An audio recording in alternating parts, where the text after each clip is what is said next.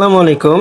আপনারা জানেন যে বর্তমানে উমরা ভিসায় কোটা সিস্টেমের কারণে অনেক আগে থেকে ভিসা করে রাখা যাচ্ছে না। এজন্য যাদেরই ভিসা প্রয়োজন হচ্ছে তারা তাদের ফ্লাইটের সর্বোচ্চ সপ্তাহখানেক আগে সাবমিট করার সুযোগ পাচ্ছে।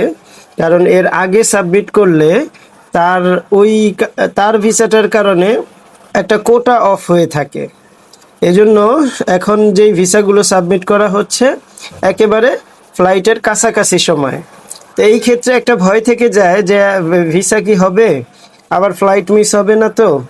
তো এইটা আসলে এই সিচুয়েশনটা একেবারে নতুন এবং সবাই মোটামুটি এই ধরনের একটা সিচুয়েশন পাড়ি দিতে হচ্ছে।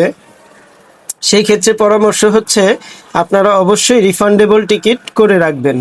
কারণ রিফান্ডেবল টিকিট থাকলে আপনি কোনো দুর্ঘটনার কারণে যদি ভিসা নাও হয়, আপনি যেন একটা ভালো ক্ষতিপূরণ পেয়ে যান এয়ারলাইন্স থেকে।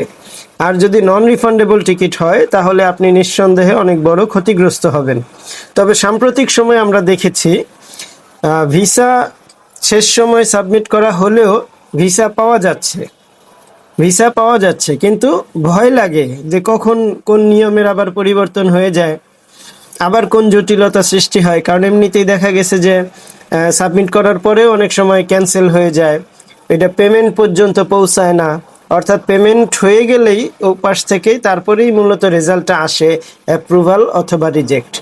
তো অনেক সময় পেমেন্ট পর্যন্ত যায় না, সাবমিটের গিয়ে থেমে থাকে। তো এই ধরনের ছোটোখাটো অনেক জটিলতা হয়। তবে রিসেন্ট সময় আমরা দেখেছি যাদের ফ্লাইটের টাইম কাছাকাছি তারা 3-4 দিন আগে ভিসা পেয়ে যাচ্ছে। তো হিম্মত করে, যাদের একান্তই যাওয়া প্রয়োজন, হিম্মত করে এই রিস্ক নিয়েই করতে হবে।